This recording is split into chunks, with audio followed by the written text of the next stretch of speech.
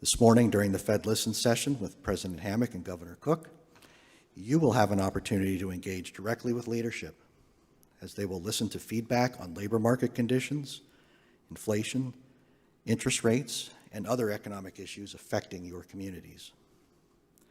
Our moderator this morning will be Senior Vice President and Director of Research for the Federal Reserve Bank of Cleveland, Ed Notek. So to close, I want to thank you for giving me a few minutes to speak this morning and to open today's events.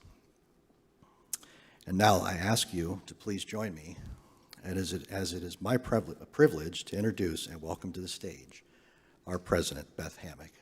Thank you. Great. Thank you so much, Chris. That was great to see you again and great to hear from you. And we definitely appreciate your perspective from the small cities on our Community Advisory Council. Thanks to all of you who are with us today attending Policy Summit, whether you're in person or online. I'd also like to welcome those who are watching on the Fed Listen stream on YouTube. Fed Governor Lisa Cook is here, and I'm really excited to have her here. We're both thrilled to be listening and hearing all of your feedback as we engage in this first Fed Listens my first Fed Listens 2025. Let me quickly explain a little bit about Fed Listens, what it is, why we do it, and what the role you all play in this event is. In 2019, the Federal Reserve System launched its first ever monetary policy framework review. The review looked at many factors that go into conducting monetary policy, including strategy, tools, and communication practices. The system is now conducting our second framework review, and the goal remains the same: to assess our policies and practices to ensure we can best achieve our congressionally mandated goals of price stability and maximum employment. All 12 regional reserve banks will host or have hosted a Fed Listen session. The goal of these events is to gather diverse perspectives from people across the country and gain a full picture of how the Fed's policies affect people and to understand how the economy is working for them. And that goal isn't just for these Fed Listen sessions. As you heard, we have our entire community development and outreach teams, employees across the Federal Reserve System have ongoing conversations with our stakeholders for people who live and work in our districts to get a fuller picture of what's going on. So today, we'll gather the information that you share with us and collect the notes that you leave to share with our colleagues across the system. Input from Fed Listens is a pillar in our framework review process. Your input will help inform the changes we can make in how we conduct monetary policy. And it'll make sure that the system is best set up to help encounter any challenges that happen in the future. So with that, I'd like to introduce Governor Lisa Cook. In 2022, Governor Cook was appointed to the Federal Reserve's Board of Governors in Washington, D.C. She's had an impressive career, which I wouldn't do justice to by summarizing, but immediately before the Fed, she was a professor of economics and international relations at Michigan State University. Welcome, Governor Cook.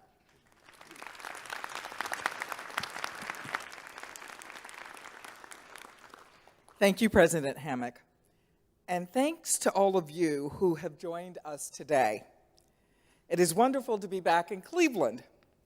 I came to Cleveland and Case Western to do research several times when I was a professor at Michigan State. I always enjoy visiting the Great Lakes region, where I've spent much of my career. Just last fall, I was in Columbus. Any Buckeye fans here? The enemy of my enemy is my friend.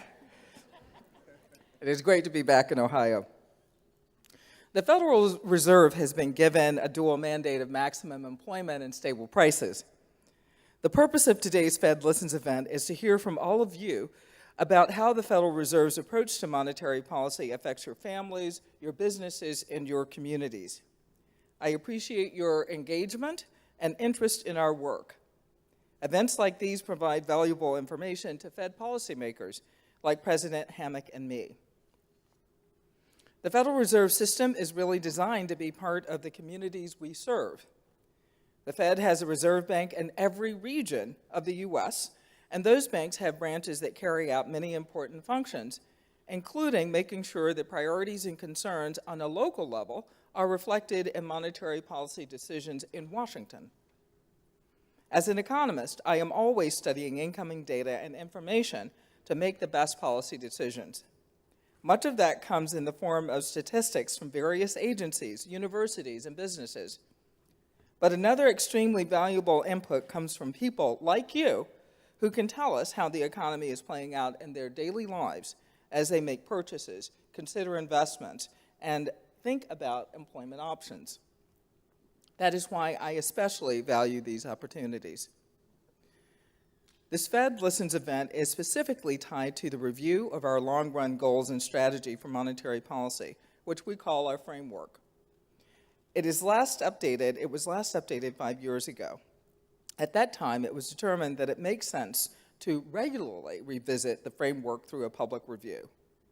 Thank you for being part of this today. Again, the primary purpose of this event is to listen to you, so I will stop here. Thank you. I look forward to hearing your input. Now we'll pass the microphone to Ed Notek.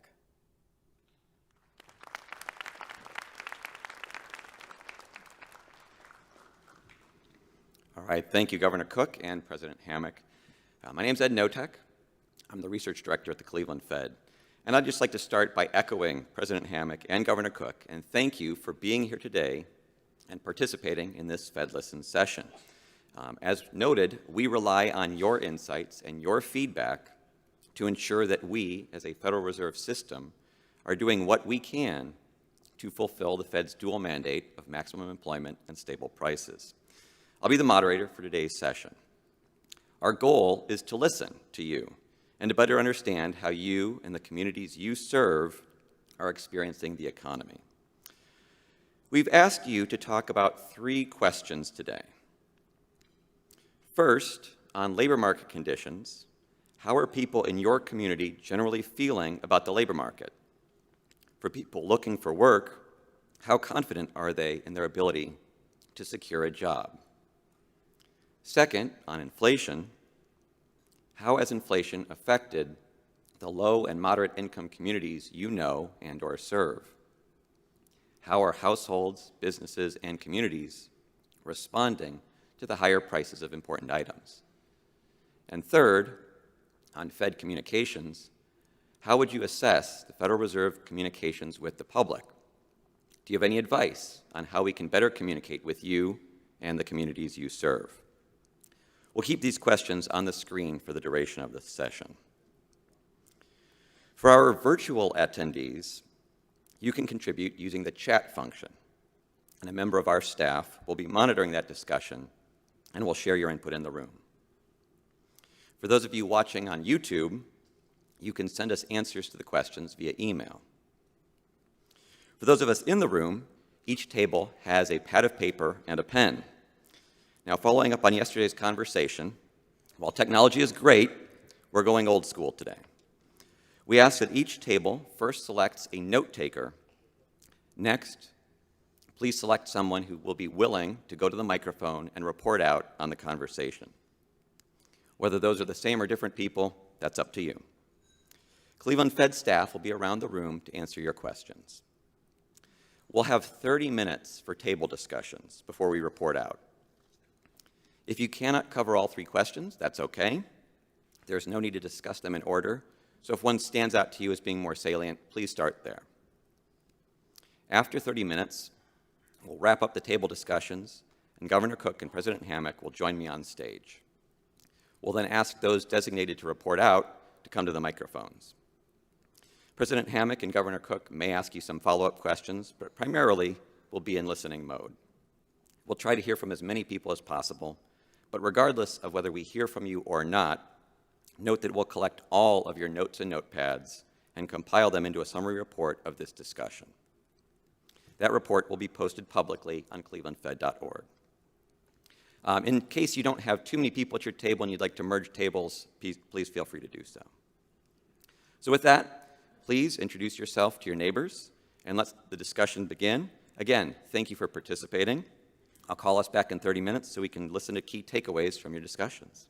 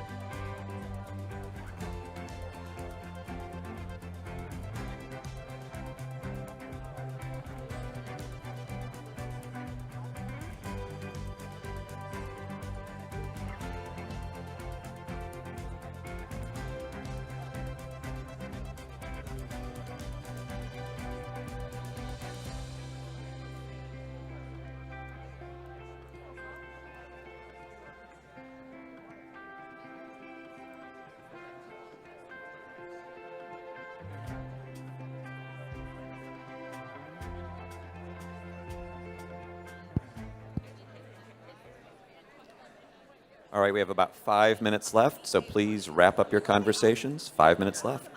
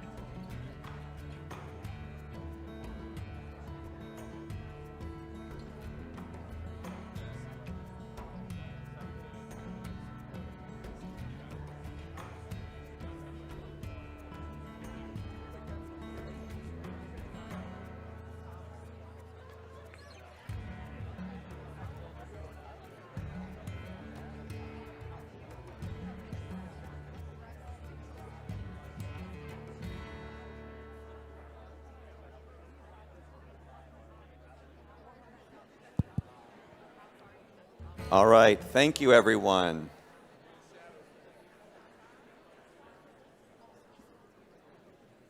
All right, so my table had a great discussion over there, and I look forward to hearing from all of the other tables, or as many of them as we can get in. So just if you're curious after this, because as was noted, all the Reserve banks are doing these Fed Listen sessions. You can go onto the Federal Reserve Board of Governors website where there's a page that's compiling links to all the Fed Listen sessions. So if you'd like to see how other Reserve Bank sessions have fared and what other people are saying across the country, you can do that afterwards. So just a few guidelines. First, to hear from as many tables as possible, please, if you're the reporter, keep your remarks to key highlights of your discussion in the course of 1 to 2 minutes. Second, if you find that your comments are going to repeat something that's already been said, please focus on some other element of the conversation, just so that way we're not too repetitive. And then third, again, whether we get to your table or not, we really want to hear from you. So at the end, please leave your notes and notepads on the table. We'll collect them as part of our report that we will post on our website. So with that, I need some brave volunteers to please come up to the 2 microphones in the room and report out on what you heard and what you discussed at your table. I know there were some brave people yesterday, so you can't have gone away. Don't be shy. See a few people starting to come on up. So, all right, we'll start on my left here, and then we can just alternate. So please take it away. Hi, my name is Nicole Christian. I came from the city of Richmond Heights. I'm the Special Projects Coordinator. So the question that we focused on was labor market conditions. We said that a lot of the people in our community were insecure about getting a job and had hard times keeping the job once they got it. They felt replaceable in the jobs that they chose, and that after COVID, the remote work taught people that all work was valuable, and it made them critically think about what they were willing to put up with in a work environment once they got there. We also said that a lot of the younger people specifically are aware that AI has now been checking resumes, so it's a lot harder to get the first initial interview since they're not looking for personality traits or a history. They're more so looking for key phrases that pings in the algorithm. We also said that, again, for the young people and a lot of the people who have some more experience were feeling that college was the only option, and there really haven't been any pushes to portray trade school or even the military in a good light to be a secondary option. Thank you. All right, we'll go over here to the right. Hi, I'm Delaney. I'm the executive fellow with the City of Cleveland, and our table talked about a lot, but I think the most valuable outcome of our conversation was communications. We appreciated this session and being able to connect with colleagues and talk about issues, and we thought that it's important to do more to hear the feedback direct from community members. All right, thank you. Good morning.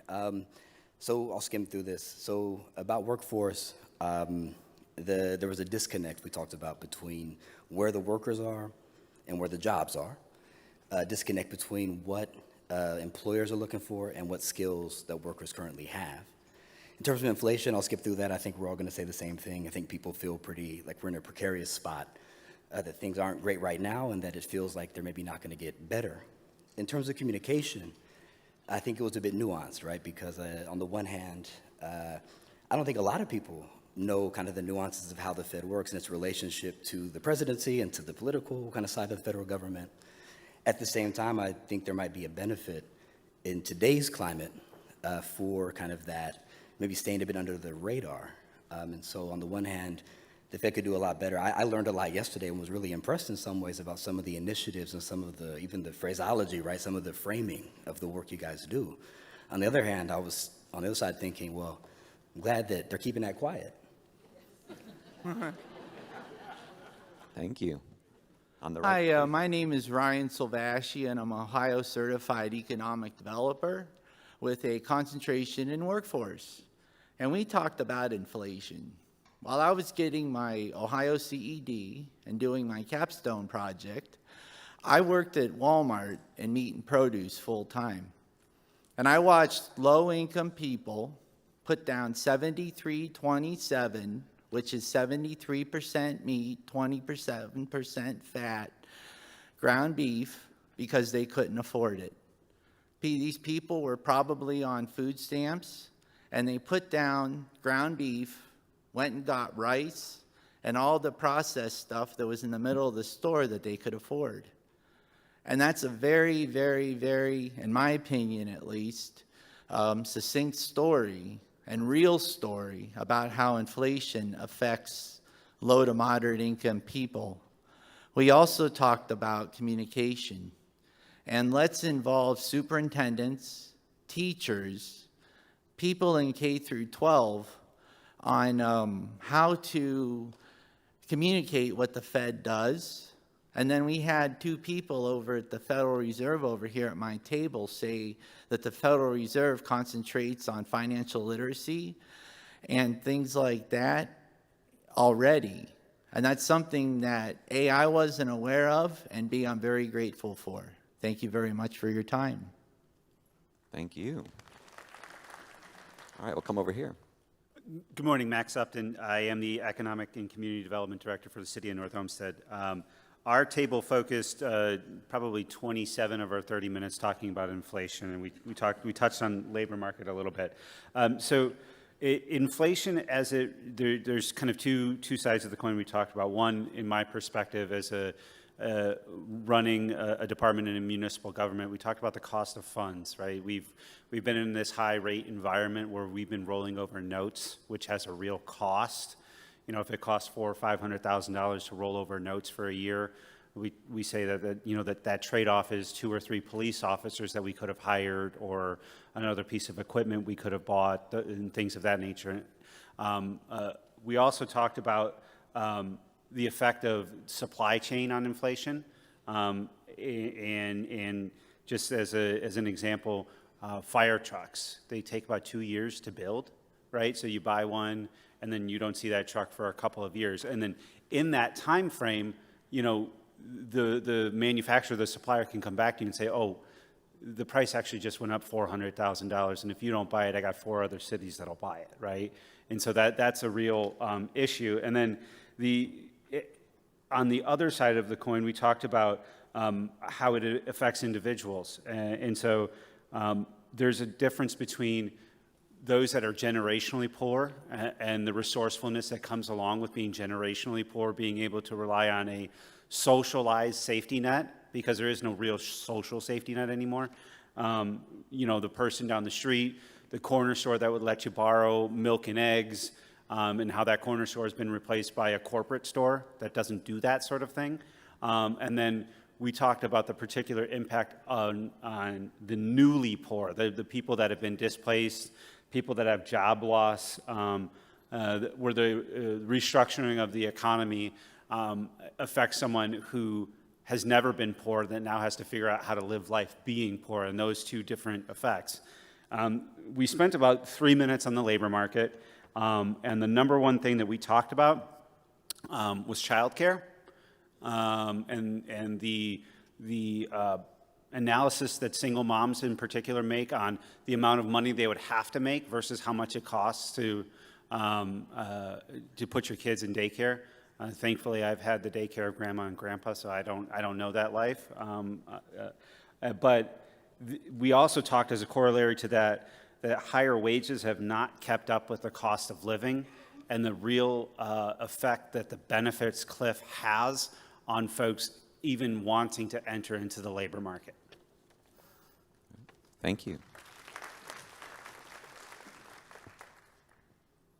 Hi, I'm Carolyn with Partner for Work.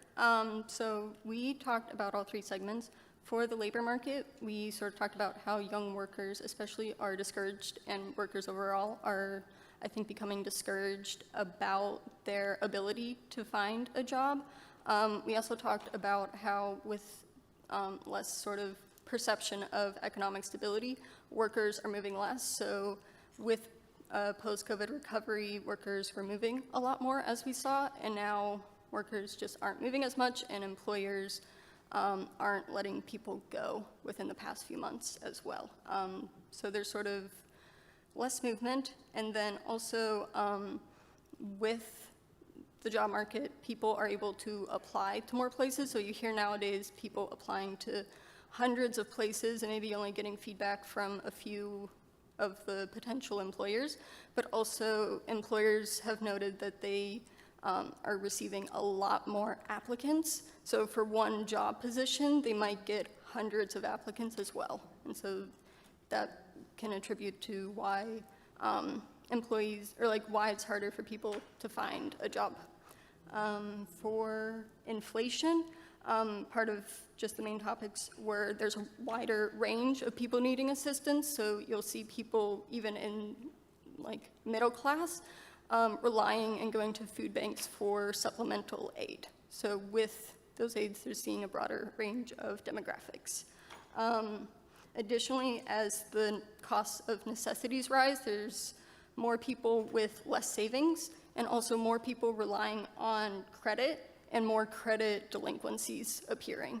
And then for communications, we sort of talked about how a lot of what the public hears about the Fed is simply from media or within politics. And so we think there should be a bit more public engagement by the Fed, so they would just be a bit more proactive in sort of meeting the public where they are, because they don't really have the time to like go through and really dig into what the Fed does. So sort of, I think a suggestion was collaborating more with media on the Fed's terms, not just hearing sort of word of mouth what's going on here. Yeah, that's it. Thank you very much. Good morning. I'm Cheryl Stevens, and I represent East Akron Neighborhood Development Corporation. I'm their Chief Executive Officer and President. Concisely, for the labor market, we think that AI leads a lot of companies in the wrong direction. It is a quick fix. It is not the solution. The solution is with their employees and if they're committed to work for the organization. For inflation, it is a stress factor. It impacts both the emotional and physical health of folks if they're thinking all the time, how can I make it? Because once the cost of food, for example, goes up for a low and moderate income family, their budget is destroyed. And so they're worried about making everything else work. Last but not least, when it comes to the Fed, you are a great resource that is totally undervalued. So we suggest that you employ somebody to create Schoolhouse Rock for you. Thank you very much. Fed 101 or Schoolhouse Rock, you know. Can I ask a follow-up? So first of all, we were commiserating earlier about the generational gap, and I'm a huge fan. I was raised on Schoolhouse Rock, so I love that idea. But I wanted to ask you on AI, because we've heard of a lot of businesses that are relying on AI as a supplement. Can you talk a little bit more about how you see them using it, where it sounds like it's a crutch or it's a replacement in a different way? People think that they can use AI and they can hire fewer staff.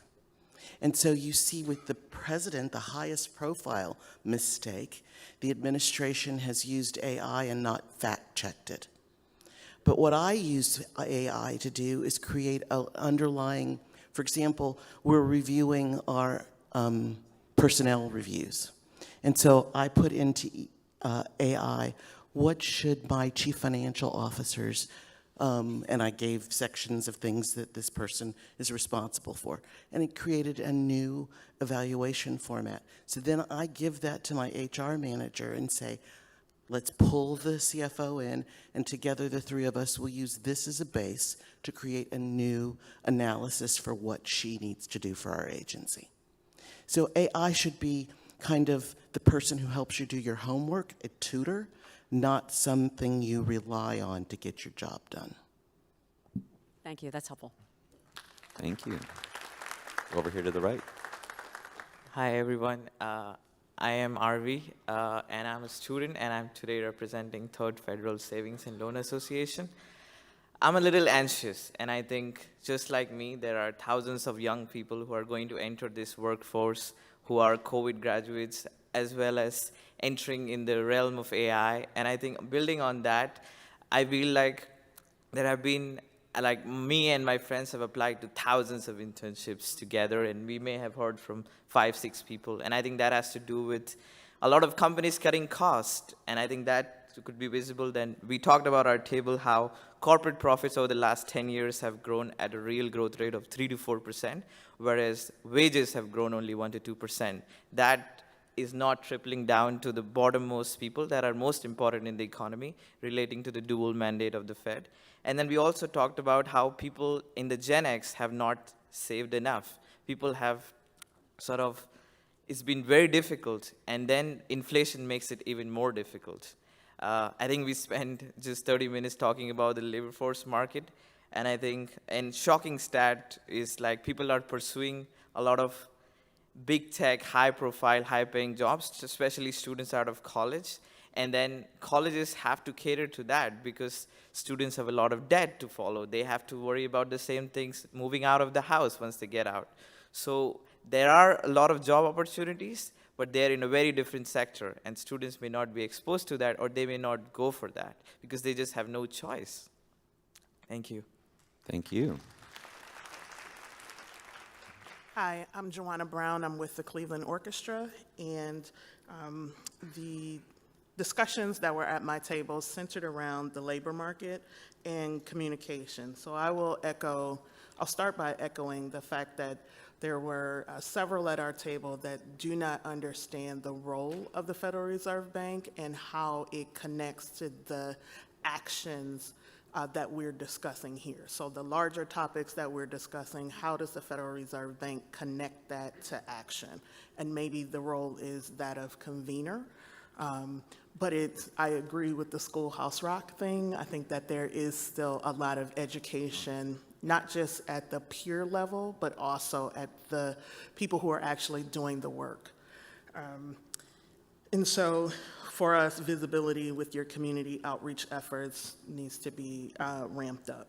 For the labor market discussions, we said there is a disconnect between rural and urban markets regarding skilling up for applicants in terms of how, say, the quantity in the urban market to fill trainings may be different from the rural areas, and so the resources for both may be different, which could impact job attainment.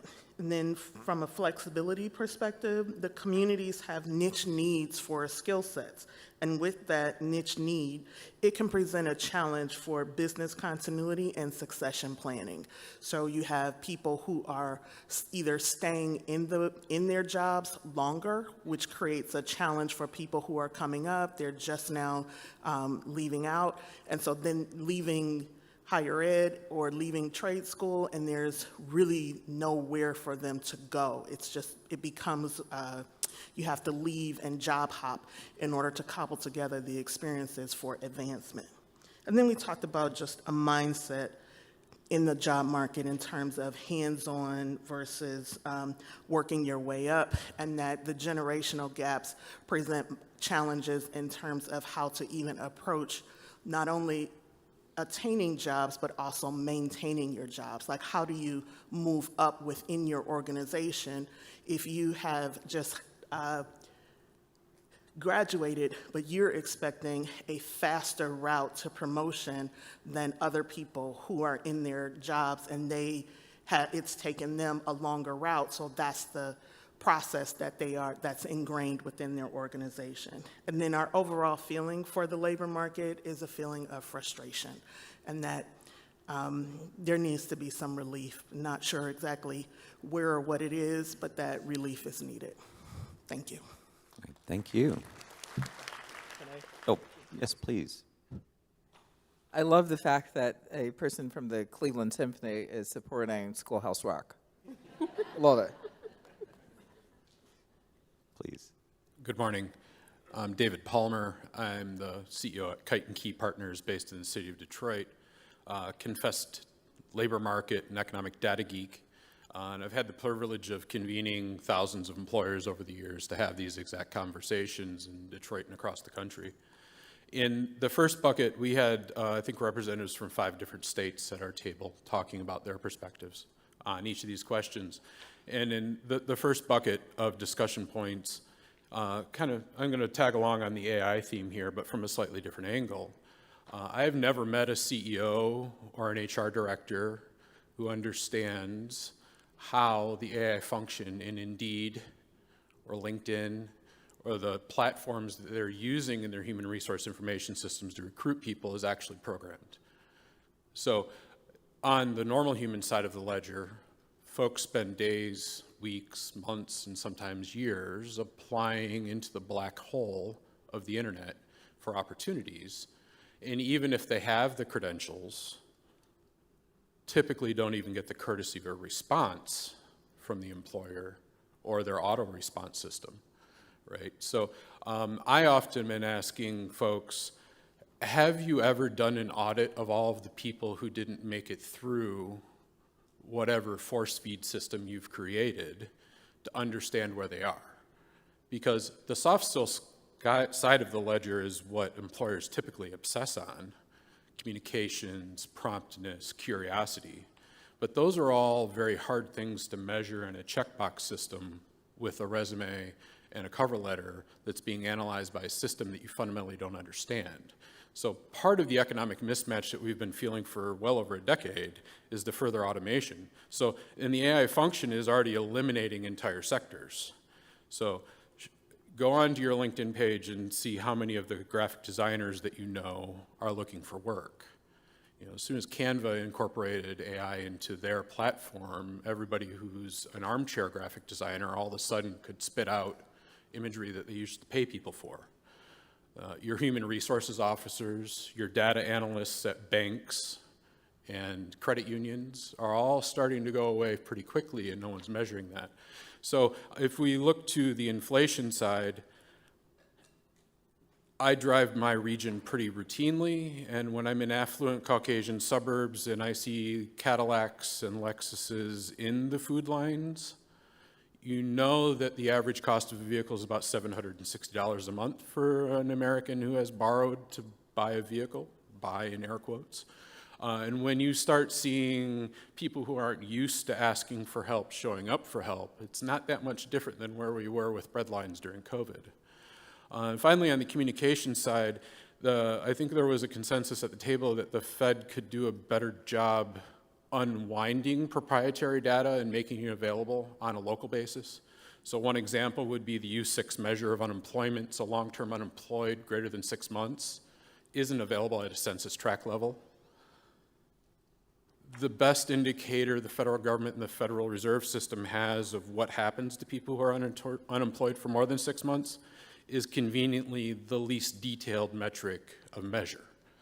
So if you want to go into the skill sets of people who have been outside the labor market for 6 months and are now not counted in the above board unemployment rate that gets talked about on any news broadcast, then you have an opportunity to unleash that information and ultimately extract other data from the federal government. So if you wanted a first-time homebuyer metric, you could walk across the street to HUD, who won't release 9902 data that details how many people in every city in this country go to first-time homebuyer classes and what percentage of those folks report back buying a home. So I think there's an opportunity for your communications officers to better collaborate at the census tract or actual neighborhood level, and then ultimately figure out how to extract from the nuances of the federal government how to measure and contextualize that for local communities. Thank you.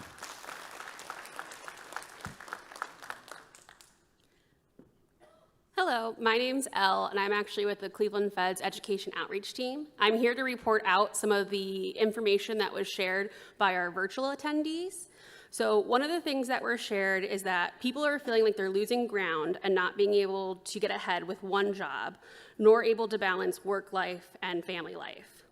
Livable wages is a policy that workers want to see and hear more about.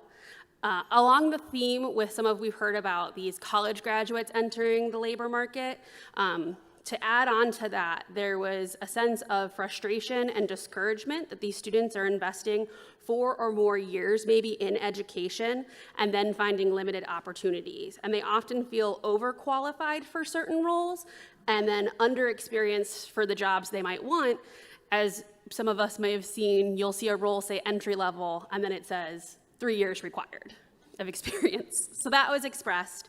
Another under the labor market point that was expressed is that in the manufacturing sector, individuals are seeing layoffs and manufacturers not rehiring due to labor market uncertainty, supply chain disruption, and just general market uncertainty as well. In the theme of inflation, individuals living in food deserts or with food insecurity often mention the interwoven challenges with transportation and housing affordability, in addition to how food prices are increasing. As well, young community members are seeing challenges being able to support themselves, just given the general growing cost of living and salaries not increasing. Another final point in this topic was if more Americans understood financial markets via financial education, the better they can handle inflation and how to respond when markets fluctuate.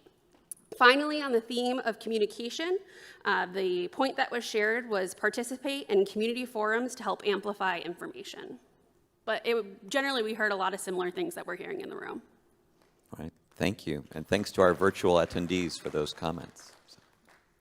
Hi, I'm Rachel with Smith Group. I'm a planner, and our table had representatives from Ohio and Michigan, and we spent the bulk of our time talking about the labor market conditions and inflation. And for labor market conditions, what we had kind of was similar to what we've heard from other folks who have reported out, but we had where employers say they can't find people, especially in construction industry. Someone from our table works with general contractors, and they said that they've lost all of their general contractors and have had a really hard time finding replacements because the general contractors are having a hard time finding subs, and the subs are having a hard time finding capital. And access to capital because most of their relationships with financial institutions is with a credit card and not a bank. And so they have very limited resources. We talked about since the pandemic, some industries have not rebounded. In service and construction jobs, they're not as attractive because of the hard work, and they have an aging demographic that's not being replaced with new workers. We also talked about finding health insurance for the self-employed or small shops is really hard, and it drives them to seek other alternatives.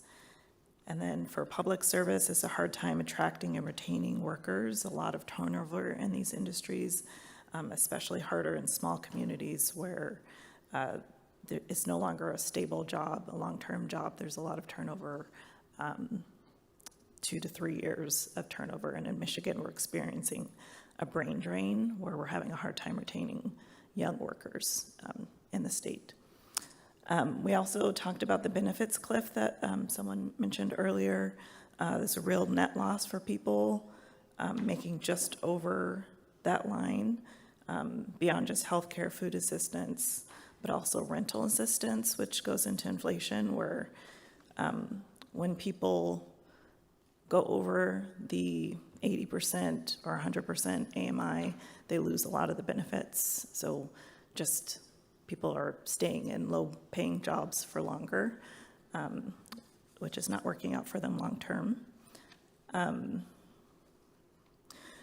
We talked about inflation hitting the hardest in food, housing, and healthcare, and housing values. We spent a lot of time talking about people being forced to stay in their homes for longer, because the inflation is too high, the interest rates are too high, and it's forcing trade-offs that are long-term, not good options, but it's the only short-term option that they have, and that the Fed could work more with banks to make sure products for things like home repair are more diverse for people who are seeking home assistance. And then we resonate with the communications piece. A lot of us didn't have any awareness of communications that was happening. So, Right. Thank you. Good morning. I'm Stephanie Whedon-Smith. I come from St. Louis. I'm the director of the St. Louis Anchor Action Network. So glad to be here, a part of this, and hopeful for more listening sessions throughout the community. So I'll give you some of the headlines of what we we're talking a lot about. We started first with communications, and though I also love School of Rock, I think I would be amiss if I didn't also add for my daughter TikTok and ways that you're really showing up in community, plain language on how the Fed can walk with community and where we are in terms of the economy would go a long way. I think, we see media and we were saying, we all see Paul in terms of the interest rates, but how does it impact us, and what is the plain language on that? In terms of inflation, I think I'm not saying anything else that other folks didn't add to the conversation. In terms of inflation, it hurts so much, especially in terms of food and housing. It seems like everyone is on this long-term kind of walking sidewalk that you have in airports, where as soon as you got a price hike in terms of your wage, all the prices, you never can keep up. It continues to move farther and farther. And so what ways can we really ease that anxiety on all parts of your employees? And then, of course, in terms of the labor market, it's an interesting place because folks look good on paper, folks have jobs, but people are really hurting. The ends are not meeting. As far people continue to move farther and farther, and the ends are not meeting. And so, what ways can we continue to be prepared for this seismic change in the workforce? Many folks, in order to get ahead, you have to do the side gig hustle in order to be able to think about what could be next for you. Folks are in positions uneasy because they were either grant funded and university settings. We're seeing that all disappear. People are losing jobs here and there. And I mentioned in terms of, it's just a new era. You have in DC folks that spent their career in the federal government, and now they have to start over. So what are the ways that we're going to just come to the reality that the workforce has changed, and what ways can we support folks that are really hurting? Thank you. Thank you. All right, we have a few minutes left. We'll try to get to as many people as we can. So. I will be very quick. My table was very brave to elect me as a Fed staff to speak for them. So I'm with the Kansas City Fed. We spent a lot of our time talking about communication from the Fed. There was some disappointment from members at our table of like how the Fed communicates the macroeconomy and not adequately incorporating the low and moderate income perspective into those macro perspectives, particularly referring to Chair Powell's FOMC briefings and not really describing adequately what that disparate range of experiences is in the economy. Additionally, just some email overwhelm from newsletters and things like that, just not enough time in their day to adequately read through newsletters, to consume our content in a way that's meaningful. It's not displayed or sent to them in a way that they feel they can actually consume and understand it. So there's a lot of communication gap there in how what's being communicated, how it's understandable to them and audiences they communicate with. There's also a lot of interest around understanding that the Fed has certain constraints in how it can communicate, but relying on like an ambassador system, like what our advisory councils often serve as, working with them more to be that ambassador, be able to share that information. That is a way that can better communicate with audiences they interact with most. All right, thank you. Good morning. I'm Steve Washington with Central State University's Land Grant Extension, Community and Economic Development. And I'll be brief. Our table talked a lot about what's already been discussed, and we focus mostly on unemployment. A couple things that stood out that I haven't heard. We did have a discussion about how the Community Reinvestment Act could be perhaps better utilized since it's under the Federal Reserve's regulatory purview to address certain employment iniquities. For example, the African American unemployment rate is stubbornly above 6% compared to the 4% in the general economy. And so outside of monetary policy, how could those issues be addressed? And then our workforce development folks pointed out that even in placing people in jobs, there's a very high turnover rate because the jobs just don't pay enough. So we did have a discussion about how wage growth could be more in line with productivity growth to sort of bring more people up. Thank you. Thank you. So my name is Talia. I'm with the Federal Reserve Bank of Minneapolis with community development. We'll just focus on the communications. Our table was saying that the Fed is not very well known or understood, and some suggestions we had was the table was prompting the Fed to ask, what does the public need or want to know? And then the table was saying that they want to know, how is it going to affect me? And then ultimately suggested having third-party endorsements to basically help distribute like what the Fed does and what we're sharing. Thank you. Thank you. Please. Good morning, everyone. My name is Ted Alter. I'm a founding partner of an outfit called Creative Insight Community Development and a retired professor of agricultural and regional economics at Penn State University. Been doing this work for, God knows, 50 years or more. Thank you for this policy forum, this policy summit. I've been to several. They're the best thing going. We had a great, rich discussion at our table, a word about communication. And I know you're doing this, but the suggestion is to ramp it up. Go to the community, listen to people, have them help craft the messaging. And I'm talking about not Northwest Pennsylvania, I'm talking about Meadville, I'm talking about Duquesne.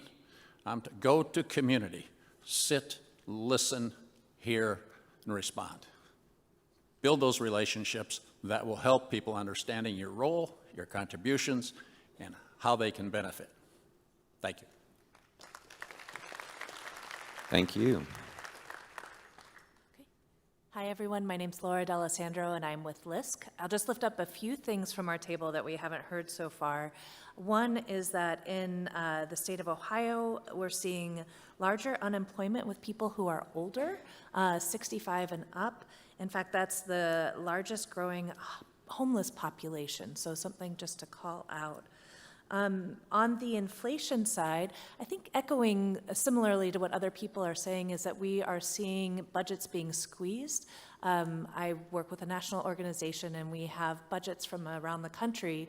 And what we're seeing is not just one cost going up, but all of the expenses, the key expenses like utilities and food going up just enough so that budgets are turning negative.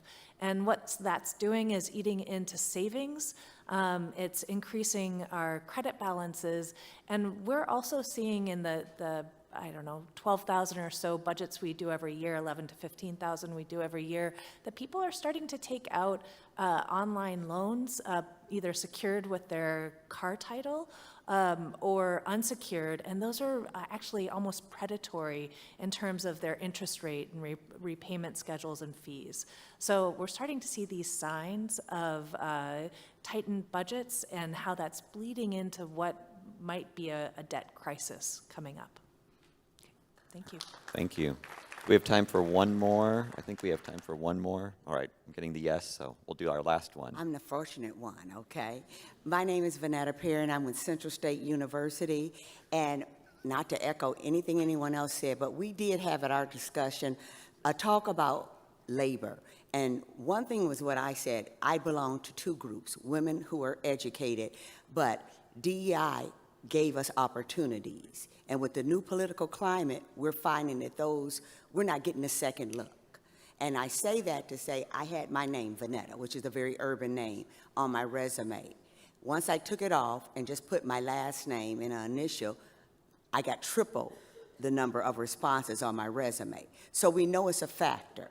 We also were talking about in our communities reentry, that employers are saying one thing, but when we send the people there for these opportunities, they don't exist. And I'm not a young lady. When I went to school, there were opportunities in the schools to teach you hard and soft skills. They don't exist anymore.